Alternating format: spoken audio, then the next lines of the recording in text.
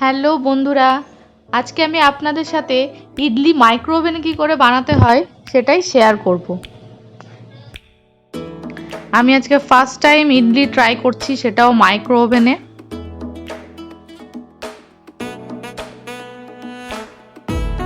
এখানে আমি এটা ইডলির প্যান নিয়েছি, যেটা মাইক্রো ওভেনে ইউজ করারই রয়েছে। ইডলির ব্যাটার নিয়েছি, যেটা অ্যাকচুয়ালি ধোসার ব্যাটার আর ইডলির ব্যাটার একই হয়। তো এখানে কি কি আছে এই ব্যাটারে সেটা আমি ধোসা বানানোর যে ভিডিও দিয়েছি সেখানে আপনারা চেক করে নিতে পারেন, কারণ দুটো ব্যাটার কিন্তু সেম হয়। তো এর মধ্যে কি আছে, কত পরিমাণ আছে আমি বলবো আপনাদের, যে আপনারা অবশ্যই আমার ধোসার রেসিপিটা দেখুন, সেখান থেকে এই ব্যাটারের রেসিপিটা আপনারা পেয়ে যাবেন। এখানে আমি অল্প রিফাইন্ড অয়েল নিয়েছি।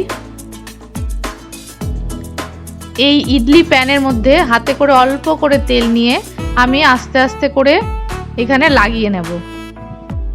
খুব বেশি তেল এখানে দেওয়ার দরকার নেই, অল্প করে আঙুলে করে লাগালেই হয়ে যাবে।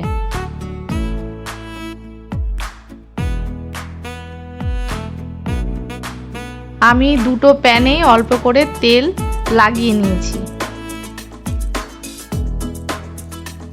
এবার ইডলি প্যানের এই গোল অংশগুলোতে হাতায় করে আমি অল্প করে ব্যাটারটা দিয়ে দিচ্ছি। এই ব্যাটারটা খুব বেশি পরিমাণে দেওয়া যাবে না গোল অংশগুলোতে, কারণ ইডলিটা কিন্তু ফোলার একটা স্পেস লাগবে। তো আমি অল্প অল্প করে এই গোল অংশগুলোতে ব্যাটারটা দিয়ে দিচ্ছি। দুটো প্যানে আমি ব্যাটার দিয়ে দিয়েছি, কিন্তু সেটা লেভেলের মধ্যেই যেন থাকে। এবার এই কন্টেনারে আমি অল্প জল ঢেলে নেব।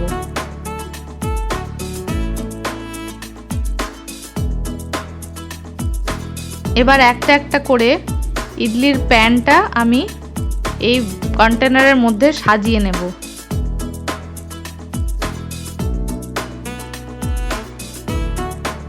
পুরো সেট করে দেওয়ার পর ঢাকনা দিয়ে আমি এই কন্টেনারকে ঢেকে দেব। এবার এই ইডলি প্যানটা কিন্তু আমার অল্প এখানে একটু ফাঁকা থাকে, পুরোপুরি কিন্তু একদম লক হবে না।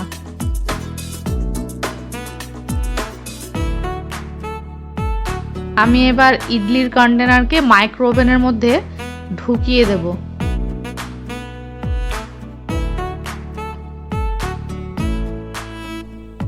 এবার মাইক্রো ওভেনে 250 ডিগ্রি টেম্পারেচারে জাস্ট 5 মিনিট সেট করে মাইক্রোওয়েভ করলেই কিন্তু আমাদের ইডলি রেডি হয়ে যাবে।